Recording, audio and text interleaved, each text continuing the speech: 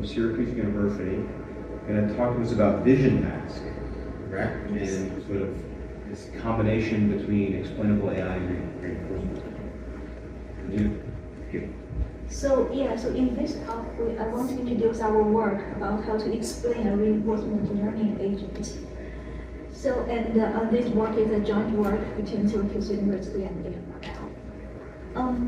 So deep reinforcement learning-based agent has become very attract a lot of attention because of their performance in games and autonomous applications. However, the wide acceptance of RL agent has been hindered due to the lack of transparency. The policy model is a neural network which behaves like a black box.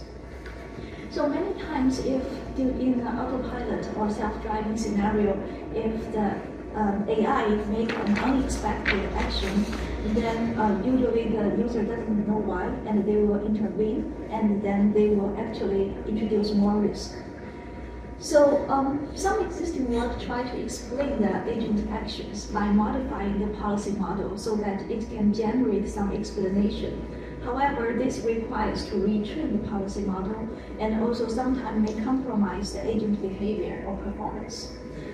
And also, many times this approach overlooks the contrastive nature of this reasoning. So when humans try to reason an action, we usually ask why this action instead of that one. So this contrastive way of thinking basically will help us to get more faithful and more pinpoint the reason. So in this work, we introduce vision mask, which is an attribution-based explanation. Like many of the previous speakers mentioned, so it also produces a saliency map. However, this saliency is through a learned model. And this saliency map is basically generated using a self-supervised contrastive learning model. And it assigns the value from 0 to 1 to each pixel of this input image. Here, again, we assume that the agent is a visual-based agent. It maps an input image to an action. And so it assigns an importance value to each pixel, which indicates the importance of this pixel to the action selection. And also, vision mask is model agnostic, which means it can be applied to any policy model as long as the input is visual. And actually, with certain extension, it can be also applied to models with non-visual input. And so here are some key points of vision mask. First of all, it's trained end-to-end with the expert policy model. However, we keep the expert policy model frozen. It's part of our backpropagation pipeline, so it helps to propagate the gradients. And in this way, the vision mask is tailored for each agent, and however, does not compromise agent performance. And at the same time, the training is unsupervised, it's self-supervised, so there's no labeling effort. And also, the vision mask will generate a mask or a saliency map for each action. It leverages the contrastive loss. We utilize two contrastive loss, action-wise and feature-wise. The action-wise loss basically contrasts the target and the non-target actions. And the feature-wise loss will contrast important pixels and irrelevant pixels. So this is the overall flow of the vision mask. For the given state S, the agent will choose action A. So the vision mask model F theta will the F theta will generate basically a set of masks, M1 through Mk, one for each potential actions. And then these masks, together with their inversion, are overlaid with the original input S. And so this gives us S and S tilde. The S gives basically highlights all the important pixels that are critical to action I.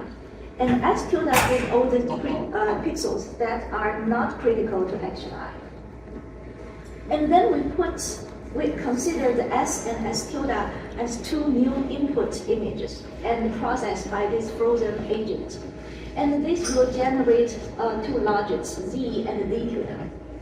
And we know that Z basically is a vector of action probabilities. So the entire of Z basically forms a 2D map.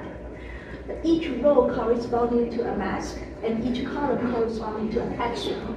And the ij's entry of this 2D map gives the probability of action J under a masked input Si. And because the action A is the actual action taken by the agent under the current state, so it's not hard to see that the entry DAA should have the largest value among all the other entries. And we will use actually those values Z and D tilde to calculate our loss. And during the inference, this is for the training. During the inference, only one mask is generated. That is MA. That is the mask corresponding to the target action.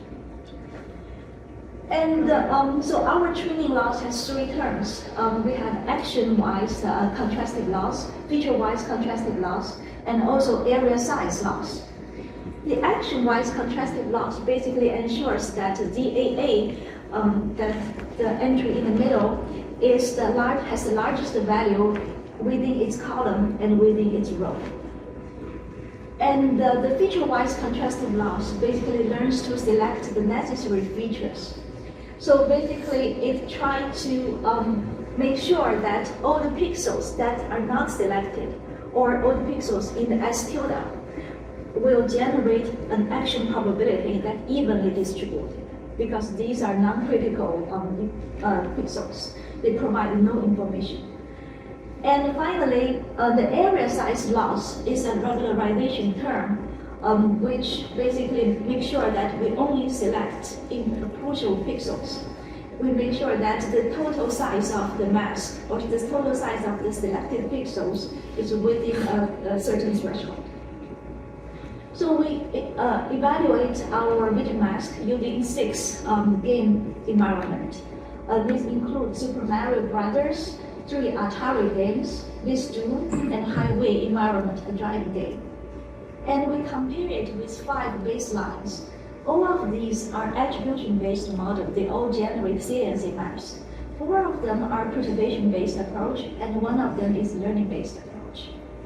And we measure the quality of the explanation using 3 aspects. Faithfulness. Faithfulness basically measures the correlation between the agent's action and the masked input.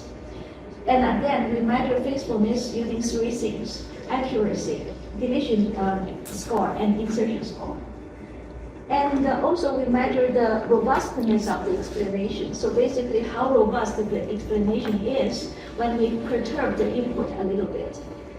And we measure the complexity of the explanation, which means whether the explanation is concise and specific. And we use sparsity to measure the complexity. So this table compares the vision mask with all the baselines for the 6 games. So as we can see that the vision mask always have the highest accuracy. And it has the highest insertion score and the lowest deletion score for almost all the cases. This basically means our vision mask only pick critical pixels. If we remove those pixels, or if we add this back, it will make a big difference to the explanation, to the accuracy. And for the robustness and complexity, basically the vision mask does not have the best value. However, it always has the best balance between these two, because we would like the LLE to be lower and we would like the sparsity to be higher. So it always provided the best balance. So here are some quantitative examples. The first row shows the Super Mario scene. So this is the original scene. So in this scene, the Mario actually will move to the left side to avoid the piranha plant that emerged on the top of the pipe. So these are the masked area generated by the baseline and the vision mask. So as we can see that only vision mask correctly highlighted the piranha plant. And one interesting or function of the rigid mask is we could perturb the masked area to generate counterfactual things. For example, we can remove the piranha plant and generate a counterfactual input and try to analyze this using the agent. So now, under this scenario, the agent will decide to jump right instead of move to the left. So basically, it's kind of perturbation. However, we're doing this in a more pinpoint, a more specific way. And the second second row shows an example of the self-driving game, or not self-driving, basically race game. So basically, in the original scene, the car chose to move to the left side because it's blocked by the front car.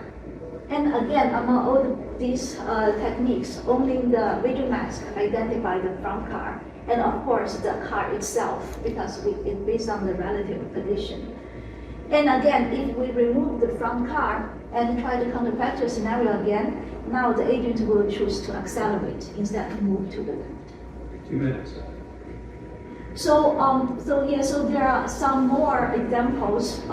For example, in the first row again, the Mario choose to jump to the right to step on the Koopas.